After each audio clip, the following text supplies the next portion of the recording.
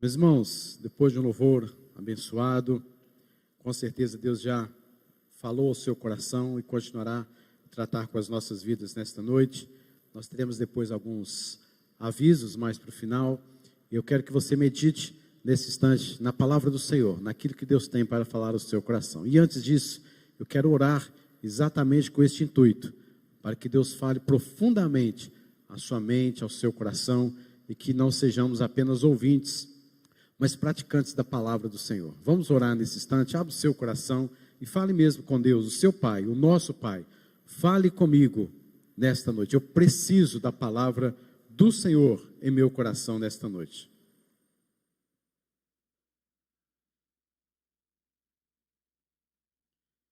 Senhor meu Deus, em nome de Jesus, Tu és o nosso Pai, o Senhor é o nosso Deus, único Senhor.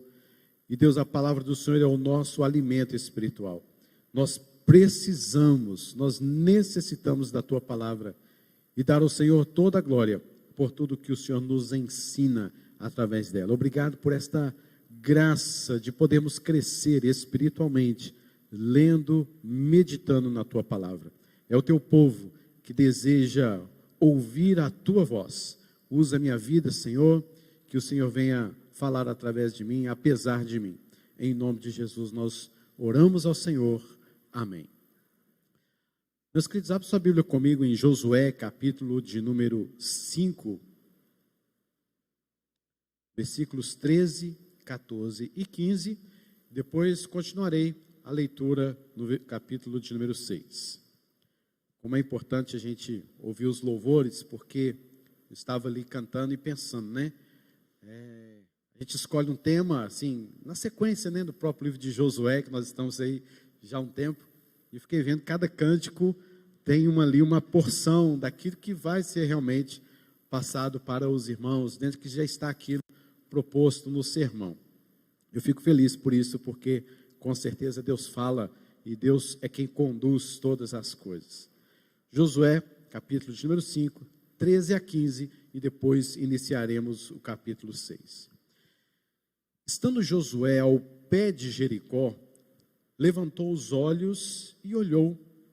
Eis que se achava em pé diante dele um homem que trazia na mão uma espada nua. Chegou-se Josué a ele e disse-lhe: És tu dos nossos ou dos nossos adversários? Respondeu ele: Não, sou príncipe do exército do Senhor e acabo de chegar.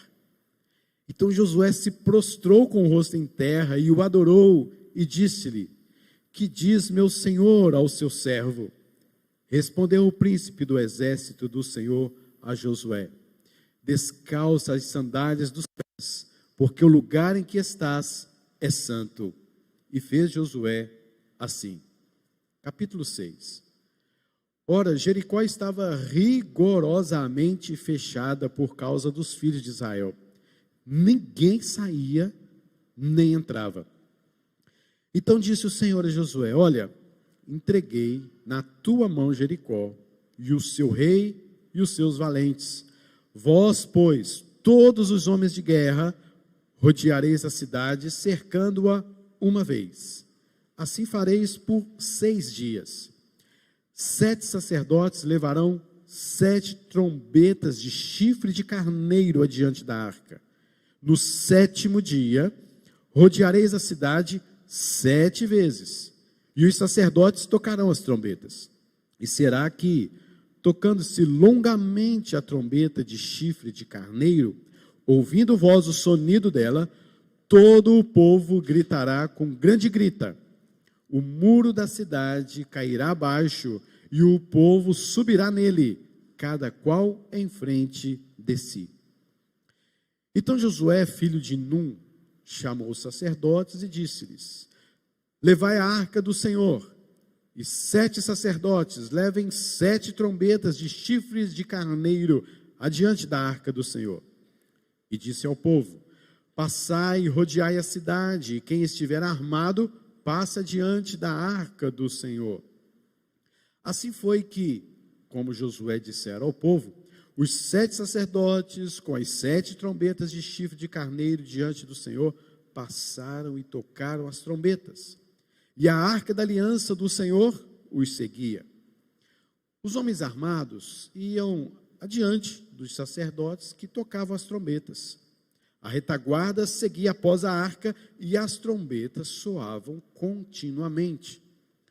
Porém, ao povo ordenara Josué, dizendo: não gritareis, nem fareis ouvir a vossa voz, nem sairá palavra alguma da vossa boca, até o dia em que vos diga: gritai, então gritareis. Assim, a arca do Senhor rodeou a cidade, contornando-a uma vez. Entraram no arraial e ali pernoitaram. Levantando-se Josué de madrugada, os sacerdotes levaram de novo a arca do Senhor. Os 7 sacerdotes que levavam as 7 trombetas de chifre de carneiro diante da arca do Senhor iam tocando continuamente. Os homens armados iam diante deles, e a retaguarda seguia após a arca do Senhor, enquanto as trombetas soavam continuamente. No segundo dia, rodearam outra vez a cidade e tornaram para o arraial. E assim fizeram por 6 dias. No 7º dia, madrugaram ao subir da alva, e da mesma sorte, rodearam a cidade 7 vezes. Somente naquele dia rodearam a cidade 7 vezes. E sucedeu que, na 7ª vez, quando os sacerdotes tocavam as trombetas, disse Josué ao povo: gritai, porque o Senhor vos entregou a cidade.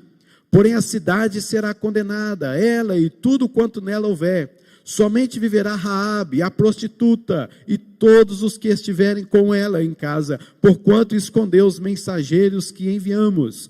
Tão somente guardai-vos das coisas condenadas, para que, tendo-as vós condenado, não as tomeis. E assim torneis maldito o arraial de Israel e os confundais.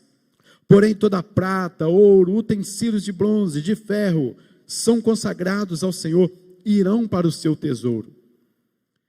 Gritou, pois, o povo, e os sacerdotes tocaram as trombetas. Tendo ouvido o povo o sonido da trombeta e levantado o grande grito, ruíram as muralhas. O povo subiu da cidade, cada qual em frente de si, e a tomaram. Tudo quanto na cidade havia, destruíram totalmente a fio de espada, tanto homens quanto mulheres, tanto meninos como velhos, também bois, ovelhas e jumentos. Então disse Josué aos 2 homens que espiaram a terra: entrai na casa da mulher prostituta e tirai-a de lá com tudo quanto tiver, como lhe jurastes. Então entraram os jovens, os espias, tiraram Raabe, seu pai, sua mãe, seus irmãos e tudo quanto tinham. Tiraram também toda a sua parentela e os acamparam fora do arraial de Israel. Porém a cidade e tudo quanto havia nela queimaram-no. Tão somente a prata, o ouro e os utensílios de bronze e de ferro deram para o tesouro da casa do Senhor. Mas Josué conservou com vida a prostituta Raabe e a casa de seu pai e tudo quanto tinha, e habitou no meio de Israel até o dia de hoje, porquanto esconderam os mensageiros que Josué enviara a espiar Jericó. Naquele tempo, Josué fez o povo jurar e dizer: maldito diante do Senhor seja o homem que se levantar e reedificar esta cidade de Jericó.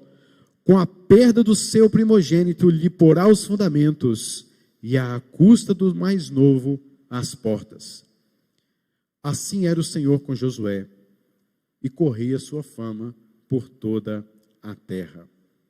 Amém. Só até aí. E as muralhas ruirão. Não é assim que a gente canta? É esta a história. Vem com Josué lutar em Jericó. Mas, meus irmãos, como faz para derrubar uma fortaleza? Como penetrar uma cidade fortificada? uma breve pesquisa, há várias maneiras. Você pode colocar algumas máquinas de guerra, você pode colocar algumas torres móveis que, ao serem empurradas, quebrarão as muralhas, alguns ganchos com cordas, e algumas pessoas vão subindo e aquelas cordas vão balançando para uns homens corajosos, com certeza, naquela altura, e aí eles são meio que jogados para dentro daquela cidade, a cidade é tomada.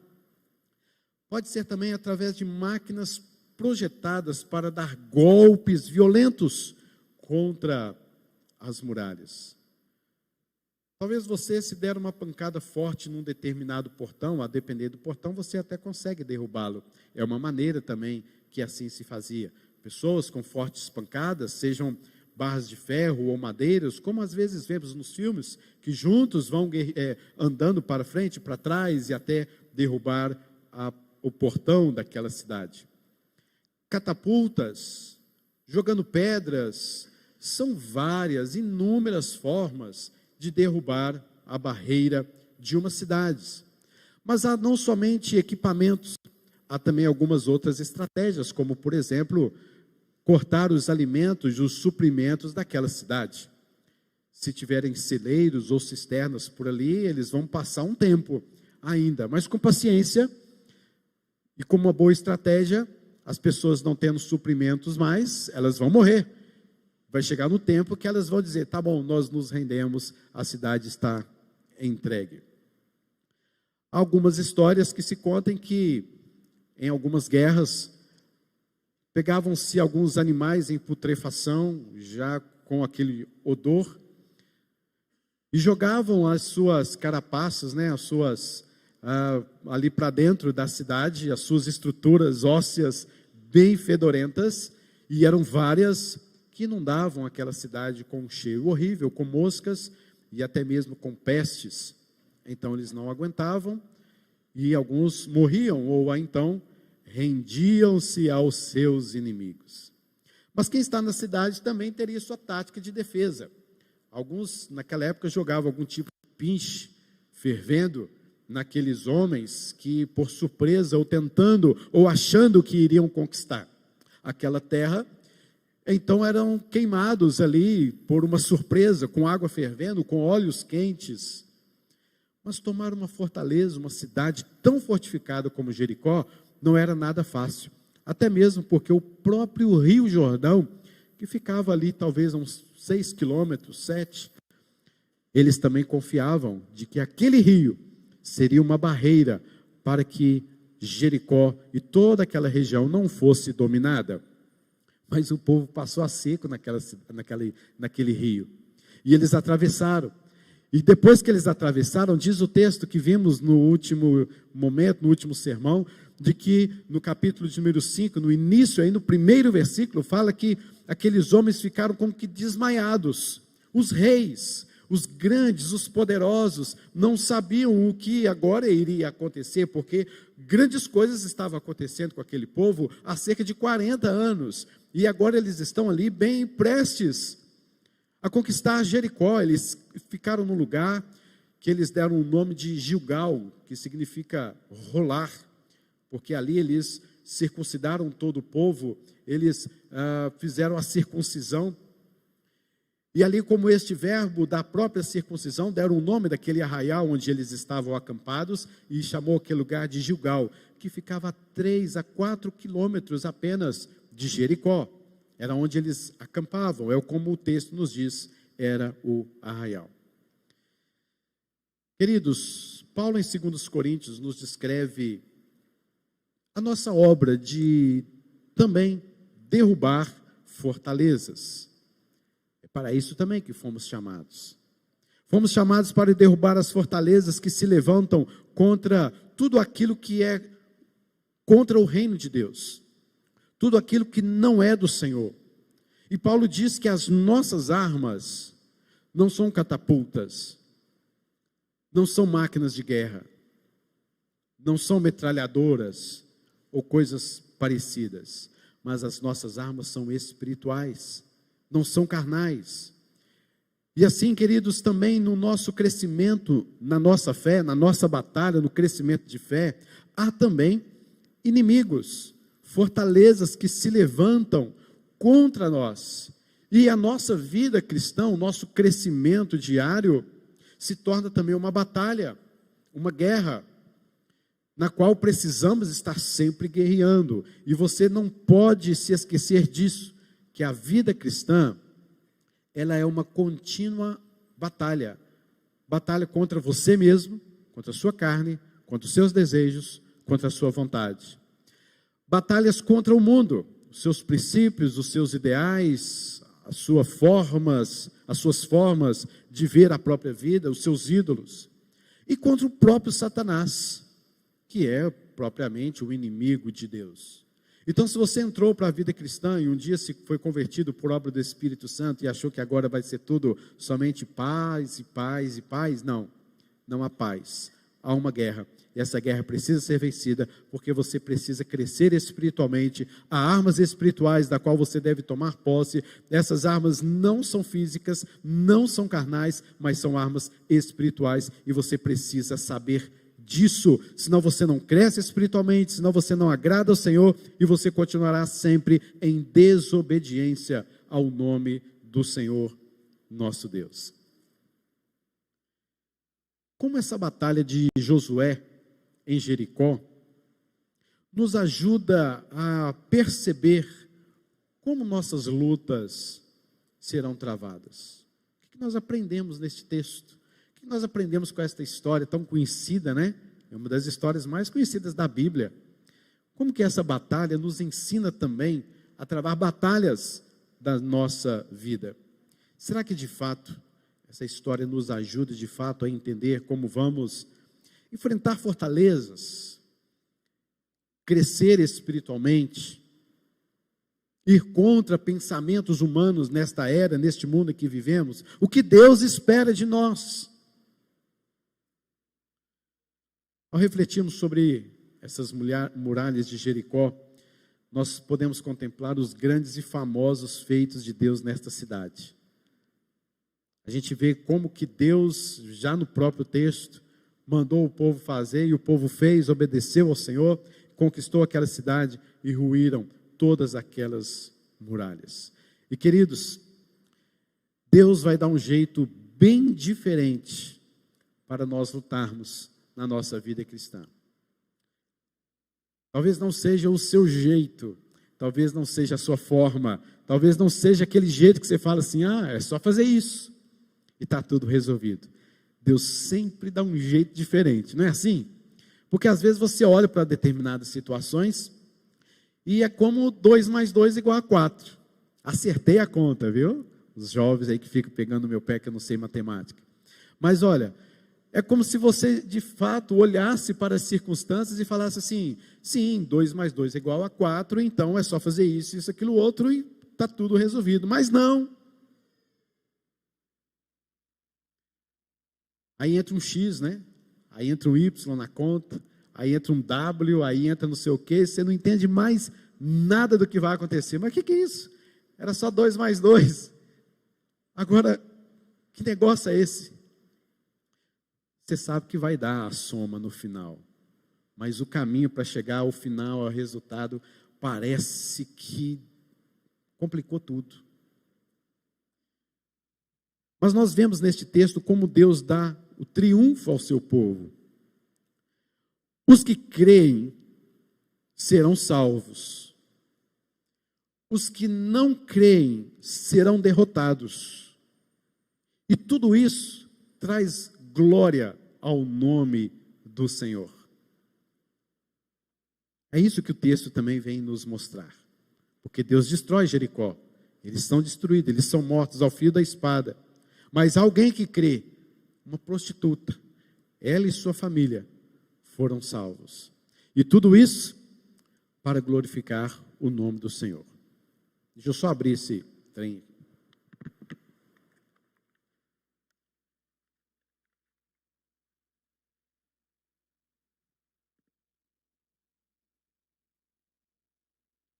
Primeira parte, queridos, que eu quero compartilhar com os irmãos nesta guerra travada em Jericó, que nos ensina também a travar as nossas batalhas, como Deus planeja nossas lutas para a glória dele. Como Deus planeja as nossas próprias lutas para a glória dele. Este livro, você já sabe, narra a conquista da terra prometida. Josué ficou à frente do seu povo, Moisés havia morrido, Deus mostra para a gente como foram todas as preparações para que chegassem a Jericó, para que chegasse à terra prometida, para que esse povo pisasse ali. Foram tantas coisas que nós aqui já vimos e já ouvimos: santificação, preparações, circuncisão.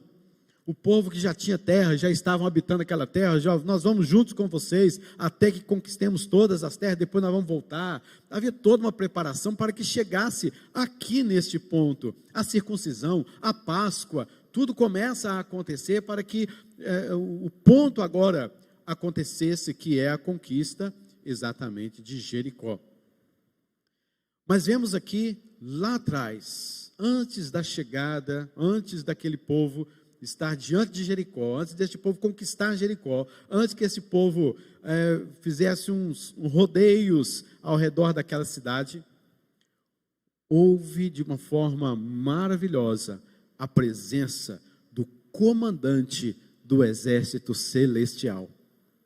O anjo do Senhor apareceu-lhe em forma de um homem, e eu creio, assim, talvez imaginando, foi apenas uma visão talvez somente de Josué, e este homem chegando, todo armado, todo pomposo, todo forte, o anjo do Senhor, que aqui cremos ser a segunda pessoa da Trindade, uma teofania, um aparecimento do próprio Cristo no Velho Testamento, o anjo do Senhor. E ele ali chega, e o que ele fala? Eu estou aqui e acabo de chegar. Meus irmãos, todas as vezes que Deus faz um plano nas nossas vidas, você pode ter certeza que Ele sempre esteve e está presente conosco. Ele nunca nos abandona, jamais nos abandonará. Ele está sempre presente, mas é necessário talvez alguma coisa que venha de fato fortalecer ainda mais o seu coração, para trazer vida, para trazer alento, alegria, diante das circunstâncias que estarão à sua frente, e Ele vem antes de tudo isso. Vai acontecer algo, você não sabe como vai ser, quais são os planejamentos, mas antes disso, Deus se faz presente em nossas vidas. Ao ler este texto e meditando neste texto, eu fico pensando, lembra da transfiguração de Jesus? Lembra desse momento específico? Jesus ia ser levado para Jerusalém pelo Espírito Santo. Mas o texto, se você for ver, Jesus começava a falar muito da sua morte.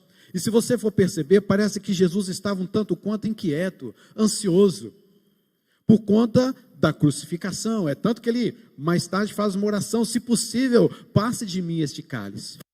Mas naquele momento em que ele estava já caminhando para Jerusalém, ele pega alguns irmãos, Pedro, Tiago, o leva para o monte, e ele é transfigurado. E aparecem ali duas pessoas. Quem são? Moisés e Elias, representando assim a lei de Deus, representando assim todos os profetas, representando o Velho Testamento, toda a história, todos os simbolismos, e dizendo assim: vai, porque o Senhor está contigo. Este é o simbolismo da presença de Moisés e Elias. Tudo está se cumprindo. A transfiguração ali de Jesus foi uma palavra de alento ao Senhor Jesus Cristo. Foi uma palavra de fortalecimento propriamente ao seu coração. Tudo estava se cumprindo, Jesus. Este é o caminho. E diz o texto um pouco mais à frente, em Lucas, capítulo de número 9. Diz assim: que resolveu Jesus firmemente caminhar para Jerusalém. Porque o próprio Deus se mostrou próximo, se mostrou nele, estava com ele, o Deus Emanuel. E aqui não é diferente, aqui também chegou um anjo para alentar Josué. É agora o que havia sido prometido em Abraão. Nós vamos pegar agora e vamos enfrentar, e vamos com este exército do Senhor à frente de Jericó e vamos conquistar esta cidade. É assim que Deus faz os seus planos. Antes de tudo, Ele te dá conforto, força e mostra a sua presença em sua vida. No verso 1, mostra que Jericó estava, no capítulo 6, mostra então que Jericó estava rigorosamente fechada por causa dos filhos de Israel. O próprio povo de Jericó viu, assistiu, ouviu aquele povo atravessando o Jordão, que eles estavam acampados ali naquela região, a quem o povo de Israel deu o nome de Gilgal. Eles estavam ali. Deus colocou terror no coração daqueles que moravam em Jericó.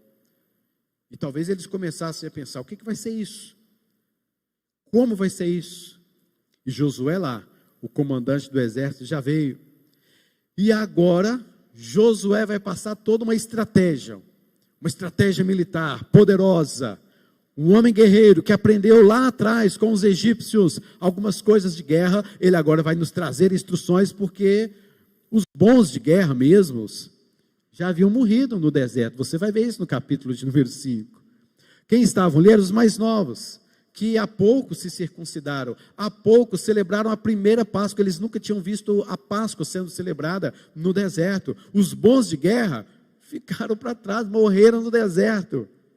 E agora, eles estão diante de Jericó. O que eles vão fazer? E Josué tem que passar um plano, uma estratégia para este povo. Já no verso 2, há uma promessa belíssima de Deus para com aquele povo. O versículo de número 2 nos diz: então disse o Senhor a Josué, através deste comandante divinal: olha, entreguei na tua mão Jericó, os seus reis e os seus valentes. Que notícia boa é essa? Está vendo como que Deus já nos prepara? Antes de enfrentarmos as guerras, as tribulações, as lutas na nossa vida cristã, Deus já nos prepara para a guerra. Olha, entreguei na tua mão Jericó, seu rei, valentes e guerreiros. E vou dar uma estratégia para você, Josué. Eu vou dar todas as artimanhas para você. Mas saiba de o seguinte, já está ganho. A vitória é sua. A vitória é do povo de Deus. Já tem a vitória garantida. Eu garanto isso. Eu, o comandante do exército do Senhor, já estou garantindo isso para você. A vitória já é plena. Já está garantida. Meus irmãos, assim dá para lutar melhor, né? Você sabendo que a vitória já é garantida. Você tem tantas lutas nesta vida, a igreja tem tantas lutas na sua carreira, na sua caminhada, mas é bom saber lá em Apocalipse, como em Josué, que a vitória já é ganha. A única coisa que vencerá no último dia e nos últimos dias é a igreja. Não é partido político, não é a sociedade X, não é a Europa, não são os Estados Unidos, não são aqueles melhores preparados, não é dos fortes. O que cantamos? A vitória. Está vendo como é que encaixa tudo, né? Não é dos fortes a vitória, nem dos que correm melhor, mas de quem? Dos fiéis e sinceros, que seguem junto ao Senhor. A vitória da igreja, a vitória da sua vida, já está garantida pelo Senhor, o próprio Cristo, o anjo do Senhor, o comandante do exército do Senhor. Mas é necessário lutar. Mas Deus nos dá responsabilidades para que lutemos sempre. E Deus traz esta estratégia, e com certeza não é como Josué imaginava. Josué imaginando, e Deus traz uma estratégia bem diferente. Não envolve espadas, catapultas, não envolve suprimentos de comida, né, reter as comidas, os alimentos. Não envolve lançar carcaças de animais dentro de Jericó. Não é nada disso. Josué sabia que Deus age de maneiras nada usuais. Uma certa feita, algumas décadas antes deste episódio, talvez Josué se lembrou de como Deus mandou Moisés ficar lá em cima no morro com os braços erguidos e segurando os braços de Moisés, né? Tem lógica uma coisa dessa? Quando Moisés abaixava o braço, perdia-se a guerra. Levantava-se os braços, ganhava a guerra. Então vamos segurar os braços de Moisés. Não estamos aguentando mais, o braço de Moisés é pesado. Coloca uma pedra e deixa o povo ganhar. Aí Moisés ficou lá. Alguém me explica isso? Que física é essa? Que estratégia é essa? Que negócio é esse? Que trem doido é esse? Porque não há pega num negócio desse. E Josué já sabia que Deus não usa coisas nada usuais. E também que não é um método muito comum de ganhar batalhas, como Deus fez aqui. E Deus, neste momento, não organiza o grupo de Israel em estratégia, mas um desfile, uma carreata, um cortejo, nada militar, mas algo religioso, algo que tinha a ver diretamente com o próprio Deus. E o verso 3 e 4 começa com os homens de guerra à frente, depois os sacerdotes tocando a trombeta de chifre de carneiro continuamente, depois a turminha lá com a arca, segurando a arca, que é um simbolismo também fortíssimo da presença do Senhor, de que Deus está conosco, depois a turma da retaguarda. É assim que nós vamos guerrear, é assim que nós vamos encarar esse Jericó. Qual que era o plano? Era rodear a cidade, tocando a trombetas, quietos. Ô, gente, nessa hora, difícil segurar, né? Você tinha que ficar quieto. Rodeia a cidade, ó, caladinho, ninguém fala nada. Vocês só vão rodear a cidade. Ninguém grita. Depois disso, volta para o arraial, quietinhos, todos em silêncio, fiquem lá. Descansem, amanhã façam a mesma coisa. Todo mundo quieto. Não fala nada. Quem era murmurador nessa hora, né? Quem era fofoqueiro nessa hora, quem era crítico nessa hora, quem talvez ficasse, o que está acontecendo nesse lugar? Não é possível que... quietinho, em silêncio. Só rodeia, faz uns arrodeios aí. Só isso. Depois volta, deita, descansa, amanhã vocês fazem a mesma coisa.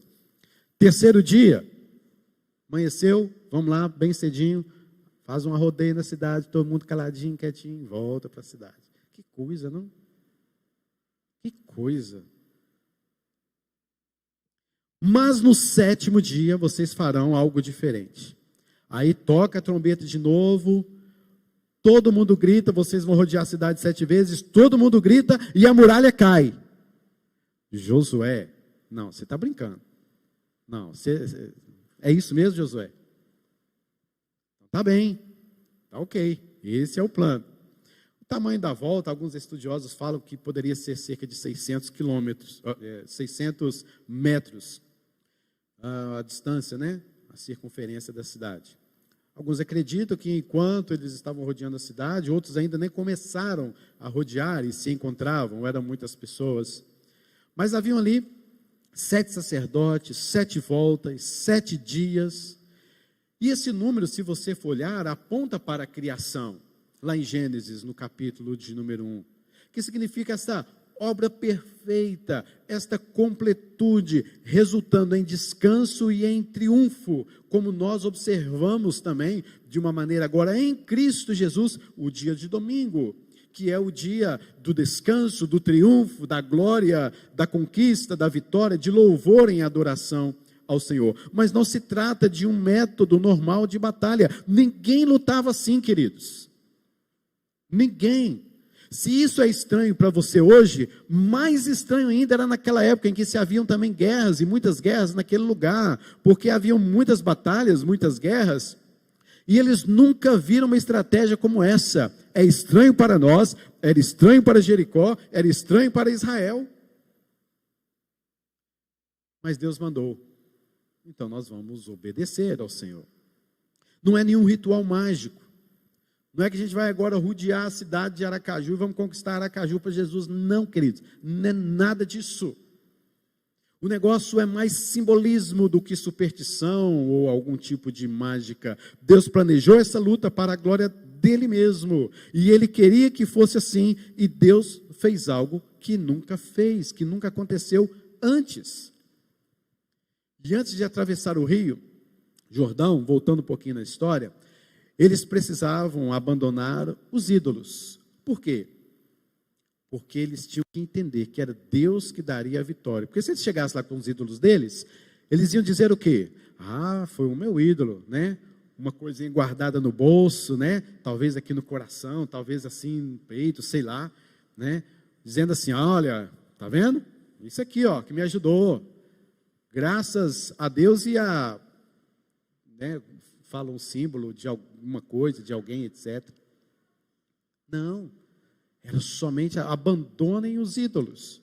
Era assim que deveria ser feito. E agora era importante que eles achassem que não fora a capacidade militar de Josué, não foi a força dos braços deles, não foi qualquer tipo de estratégia militar, não foi a pontaria dos seus arqueiros, era o Senhor quem estava trabalhando e tudo seria para a glória dele, porque Deus muitas vezes não trabalha com coisas usuais como temos costumes. Para quê?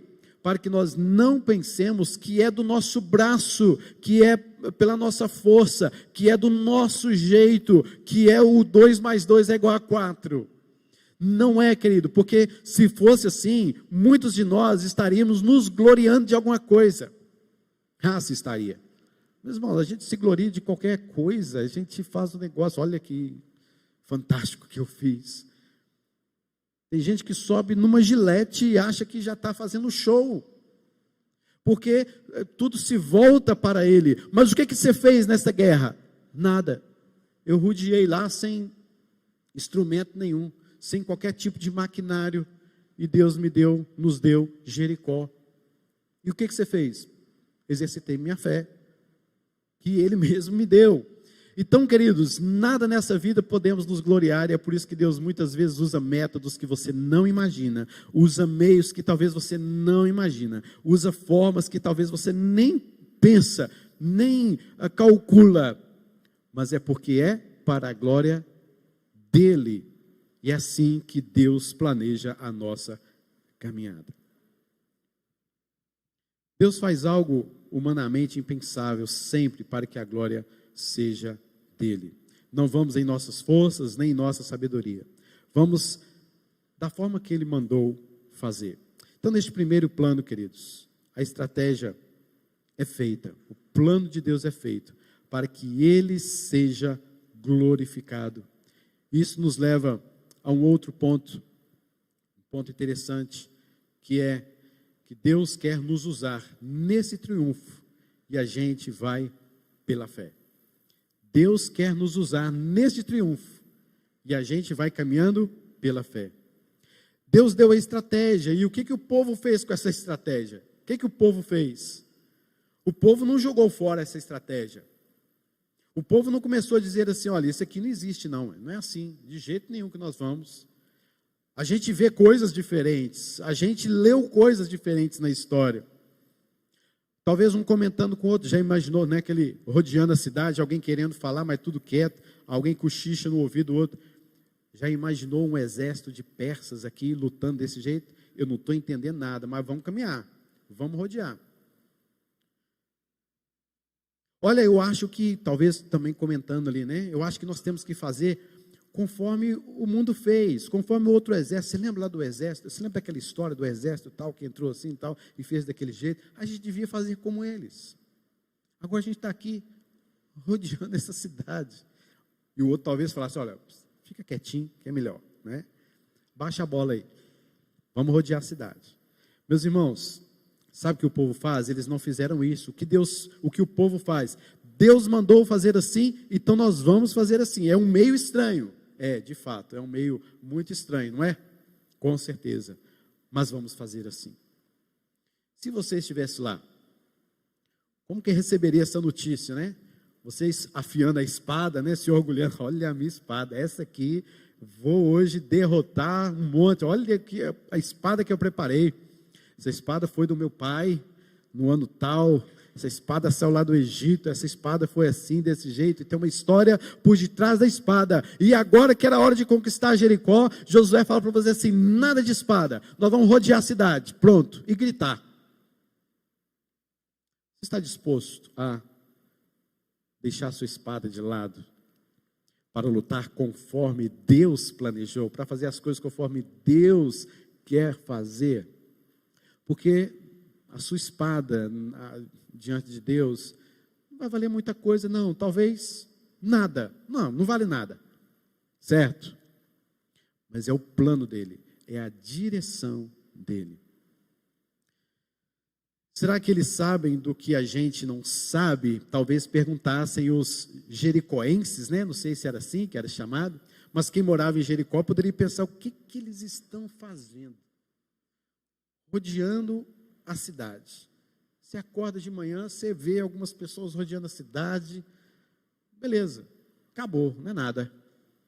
Mas no segundo dia eles estão lá também fazendo a mesma coisa e o povo só olhando, gente, o que esse povo está fazendo? Vem o terceiro dia, esse negócio está ficando sério. Vem o quarto dia, gente, tem alguma coisa acontecendo que nós não estamos sabendo. O que nós vamos fazer? E você percebe que Jericó não faz absolutamente nada, né? Porque eles estão ali tensos, desmaiados, com medo. E Deus controlando tudo, rodeando aquela cidade. Meus irmãos, se no primeiro ponto vemos o plano glorioso de Deus, temos aqui a ação da fé do povo de Deus. Quem tinha que tocar trombeta, tocou a trombeta pela fé. Quem tinha que carregar a arca, pela fé, carregou a arca. Quem tinha que marchar pela frente, marchou pela frente. Quem tinha que marchar mais atrás na retaguarda, também marchou pela fé. Quem teve que ficar quieto, o fez também pela fé. Chegou a hora de gritar, gritaram pela fé. Era isso que era para ser feito mesmo. Era um exercício de fé. Plano de Deus, soberania de Deus, mas Deus quer que nós guerreemos a responsabilidade humana. No quinto dia, no sexto dia, você está ali se levantando, fazendo tudo de novo, porque Ele mandou. Agora, veja bem uma coisa, queridos. Primeiro dia você vai. Segundo dia, a mesma coisa. Terceiro dia, você já está assim, gente, e aí, o que você está achando disso aí, né? Vamos rodear de novo? Aí, quarto dia, você rodeia de novo, e aí? Você está vendo alguma coisa? Se eu tivesse lá, eu faria isso. Eu caminhava olhando o muro, né? Gente, o que está acontecendo? Tem um trinco aqui nesse muro. Já é a quarta vez. Já é o quarto dia. Estou chegando no quinto dia, não tem um trincadinho nesse muro. Eu olho para cima, olho para aquele concreto, sei lá como é que era. Não vejo um trincado. Não está acontecendo absolutamente nada. Queridos, é aí que mora o perigo. Porque é nesse momento que vem frustração. É nesse momento que vem murmuração. É nesse momento que vem as críticas. Porque a gente faz as coisas conforme Deus manda e você não vê um trincadinho na muralha. Você não vê saída. Você parece estar perdendo tempo. Você parece às vezes, né? Papel de bobo, Deus, que eu estou fazendo aqui. O que o Senhor mandou fazer? Que o tempo não me ajuda. Nós estamos aqui rodeando a cidade conforme o Senhor mandou. Eu vou à igreja, eu dou dízimo, eu dou não sei o que, eu adoro, eu vou à igreja, eu faço mais aquilo, eu jejuo, eu oro. Tudo certinho, Deus. Eu não estou vendo um trincado nesse muro. Deus me socorre. Deixa pela fé, me dá um sinalzinho ali, Deus, alguma coisa. Nada.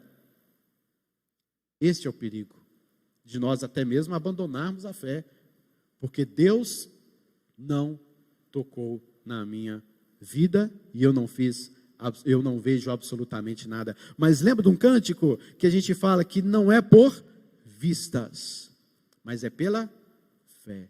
Não olha as circunstâncias, porque a nossa caminhada não é pelo que vemos, mas é pela fé. Então, queridos, continue rodeando a cidade. Deus, no momento certo, na hora certa, no plano dele, do jeito dele, do método dele, há de suprir em Cristo Jesus cada uma das suas necessidades. Pode ter certeza disso. Que esta palavra anime o seu coração. Se você continuar olhando para as muralhas, realmente você não vai ver nada. eleva os olhos para os montes, para a muralha. De onde me virá o socorro? O meu socorro vem aqui que está acima da muralha. Aquele que tem um plano maravilhoso e perfeito sobre a sua vida. Meus irmãos, eu vou parar por aqui. Na próxima semana, ou na próxima oportunidade, continuarei falando sobre este segundo ponto, onde nós veremos que agora é hora de gritar. Agora é hora dos gritos. Vamos ver o que acontece depois que esse povo grita. Gritar, né? Coisa estranha. Sermão à noite. Vamos falar sobre grito. É isso mesmo, nós vamos fazer. Mas, meus irmãos, para encerrarmos, lembre-se sempre disso. Deus tem um grande plano na sua vida. Ele nunca, nunca vai nos abandonar. Ele sempre, sim, está conosco. Este plano maravilhoso de Deus é a salvação em Cristo Jesus. Salvação. Mas Ele nos diz que Ele cuida de nós em todos os detalhes da nossa vida. Então, nesta caminhada, nesta jornada, você vai perceber momentos que parece não acontecer nada. E você parece estar ali meio que abandonado, frustrado. Talvez murmure por alguma coisa, critique por alguma coisa. Mas a verdade é essa. Deus está comigo. Ele me deu fé. Essa fé nem é um dom seu, não é uma coisa sua, é um dom de Deus. E o exercício dessa fé, Deus usa. Não é, queridos, a quantidade de fé, tá certo? Mas é em quem está a sua fé. Tem gente que fala que tem uma fé do tamanho de não sei o quê. Minha fé é grande demais. Oh, meus irmãos, a minha é muito pequena. Sou sincero. A minha fé, só a graça de Deus. É vivendo só pela graça. Porque às vezes eu acho que eu até não tenho fé, sabe? Às vezes eu fico assim, meu Deus, não é possível. Mas Deus mostra para mim, foi eu que dei a você. Então não é a quantidade de fé, é em quem você tem fé. Pode ser o tamanho do grão de mostarda, mas exercite a sua vida somente pela graça de Deus. Não é fé a sua extensão, mas é a graça de Deus agindo com o dom que Ele mesmo te deu, que é a fé, que Ele vai fazer ruir muralhas na sua vida, que é Cristo Jesus, que veio para morrer por nós, para nos libertar, para nos salvar, para nos dar vida eterna. Que Deus abençoe sua vida, em nome do Senhor Jesus Cristo. Vamos orar ao Senhor?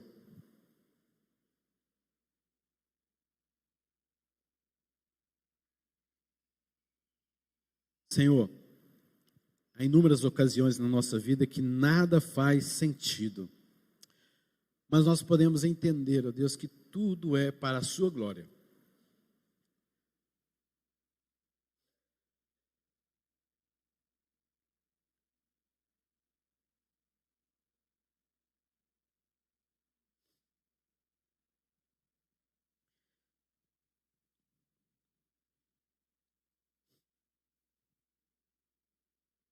Seja glorificado no meio do teu povo, diante do plano maravilhoso que o Senhor tem para nós. Nós te louvamos nesta noite, em nome de Jesus.